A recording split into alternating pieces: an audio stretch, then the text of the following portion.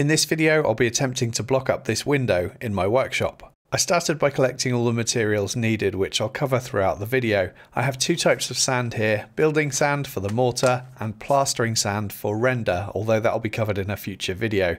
I could have actually used plastering sand for both jobs, but it's almost twice the price of building sand, so that's why I bought a bit of both. I also got some aerated blocks, which are the same blocks used on the rest of the building. I was planning on doing all of my mortar mixing by hand. Well, not by hand, but with a spade and a wheelbarrow. But then I remembered that I have a friend who some of you might recognise who has a cement mixer. So I'm off to see him now. What do you want? Thanks to Stuart from Proper DIY for helping me out here. If you're not familiar with his channel already, it's highly recommended, and you'll find a link to it in the description box below. And I know what you're thinking, how many YouTubers does it take to fit a cement mixer into a car? So back home now, and by the way, the reason I'm removing this window is because A, I don't want it. I've actually blocked it up from the inside already back when I was insulating and framing the workshop walls a few years back. B, the glass is cracked, and C, the frame is a little bit rotten. I also ordered a work platform from ITS for this job, as the window is quite high up, and I'm sure I'll find many other uses for this in future. I'll leave a link to this in the description box. So after a quick drink, I can get started removing the window. First, these beads need to come off, which is nice and easy with a pry bar. Now, those of you who saw my conservatory demolition video last year will know that I've not had that much luck in the past trying to remove glazed units out of window frames, so this time I'm just going to smash the glass and be done with it.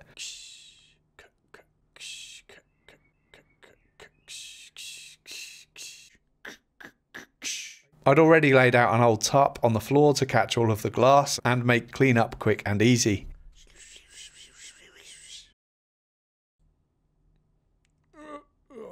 I used the reciprocating saw to make some relief cuts in the frame, and then I can start pulling the frame out. And by the way, these frames weren't secured to the blockwork, as you might expect. Rather than screws through the frame into the blockwork, you can see it's actually the opposite. The head of the screw is mortared into the blockwork, and the tip of the screws were in the frame. I'm going to get rid of those screws using a cutting disc in the angle grinder. The rest of this render is going to need knocking back too, and unfortunately as I did this, some of the blockwork came away with it, but this will all be patched up later on. Now the opening is ready for the blockwork, but it's getting late, so I blocked up the openings just to make sure that I didn't have any rodent visitors, and I wanted to get an early start the next day while the temperature was still cool. I get some water added to the mixer, and I'm going to do a 5.5 building sand to 1 cement mix using this scoopy thing that I found in my shed. Why 5.5? Well, some people recommended a 5:1 mix and others 6:1 for these aerated blocks, so I went in the middle. And I had a couple of glugs of this plasticizer along with water until I'm happy with the consistency. The plasticizer basically just makes the mix more workable and flexible. One thing I found tricky with this mixer is that it wasn't quite tall enough to be able to empty out the mix into my wheelbarrow, so I had to do a bit of scrapey. And this first mix was a little bit too dry in hindsight. The mixers I used later were looser and much easier to work with. I get a bed of mortar laid down with my trowel. I had been warned that these aerated blocks suck up moisture from the mix incredibly quickly, and because it was a warm day and I'm probably a slow block layer because I've done very little of it before, I'm brushing on some water to the sides and bottoms of the blocks just to give me a bit more working time. I can then get some mortar on the side and then get the first block in place, making sure to get it sitting level in both directions.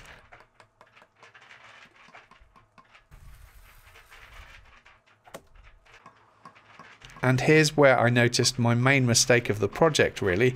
I had just assumed that this window opening was going to be a standard size and that the blocks would fit the opening, but no, that wasn't the case. So off with those blocks and time to start again.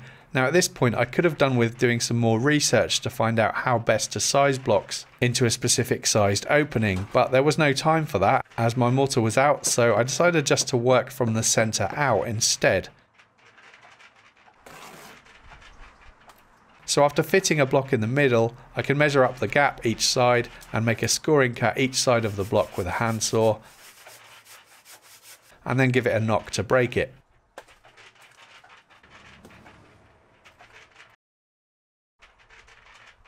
Squeezing in the block without the mortar coming out was quite tricky, but I found that throwing the mortar back into the joint worked really well, and it was quite fun. I also used my pointing trowel just as something thin to really pack the mortar into the joints, although a wider one would have been better for the job.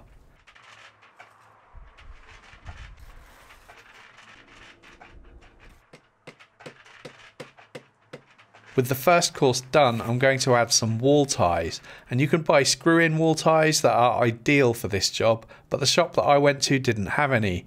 So I bought the conventional wall ties, which are actually designed for tying two parallel skins of wall together, rather than the kind of butt joint that I'm doing here. But I'd seen a trick where you can use these just by drilling a pilot hole into the block, popping a rawl plug in, bending the tie and then securing one end using a penny washer and screw to the block. The rest of the tie will get mortared to the block work, and these ties will just give some mechanical strength between the old wall and the new. And I wasn't really sure how many should be added, so I'm just going to add them on every single course because it was quick and easy to do and I had plenty of them. Now on to the second course, and again without knowing the correct way of sizing blocks to an opening like this, and with my mortar mix already prepared, I just decided to cut a bit off two of the blocks, placing one either side, and then I could cut another block to fit in the centre. In my mind, as long as the blocks are staggered by a decent amount, the wall should be plenty strong enough. I hope.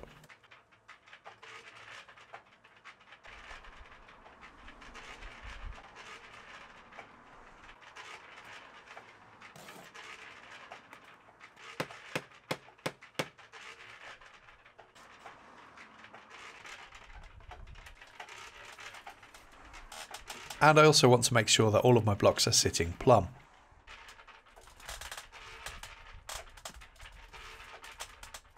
So as you can see, I've stopped after doing 4 courses of the blocks, and that's mainly because the sun is now working its way around, and I'm just conscious that I don't really want to be laying this mortar in direct sunlight because it's going to go off even quicker than it is currently going off, and it's already going off really quickly. And because I'm new to this, I don't really want to be working under that kind of stress. Spent about 2.5 hours on this so far. I'm sure a block layer would have probably completed it by now. And true to form for me, I put a lot of research into mortar mixes and general block laying stuff, but I failed to see the kind of most obvious thing, which is actually laying out the blocks and choosing a layout that would allow for minimal wastage. And as it stands at the moment, I've got quite a big pile of offcuts that I have no use for. I mean, the blocks are cheap, so it's not a big deal, but anyone who knows me will know that I hate waste.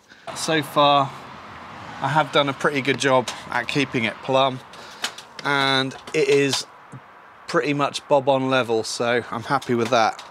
I guess I'm just lucky that this is all getting rendered and it will hide my terrible workmanship. So these blocks measure 214 millimeters tall, and the gap I'm left with is 277 mil.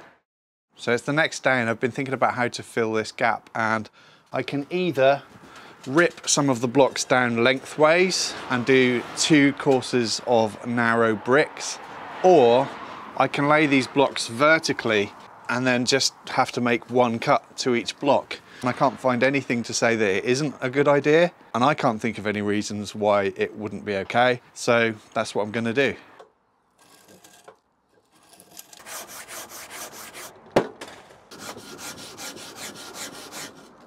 So after painting on a bit more water, I can get the final bit of mortar laid, but this time I need to add mortar to not only one side of the block, but also the top.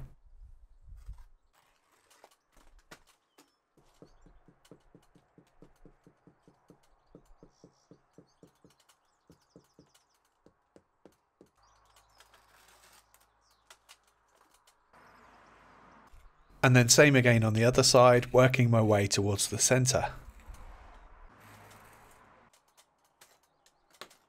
And from there I can just cut a thin piece off of one of the blocks to fill the gap in the centre.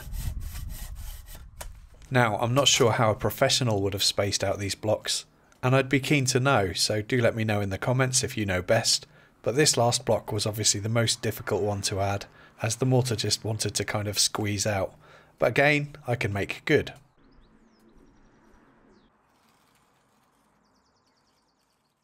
So it's done. Is it done to a builder's or bricklayer's standard? Definitely not. Is it going to be good enough? I think so. I guess the real test would be to see what this looks like from the other side and see what the mortar lines look like. Obviously I can't do that because the internal walls are framed. I can't imagine they look too good. So far I've used almost 2 bags of building sand and probably about 1/3 of a bag of cement, 17 of the aerated blocks, some wall ties and some plasticizer, and the total cost was around £60. And it took me about 4 hours in total, so half a day. In the next video, I'll be covering the rendering and the pebble dash, and hopefully I'll be able to make it blend in with the rest of this wall as well as I can. Please subscribe to my channel for more videos if you'd like to help support the channel and get exclusive content, free project plans and cut lists, and a name credit at the end of my videos. You'll find links in the description box below to my Patreon page and YouTube channel membership. Thanks for watching.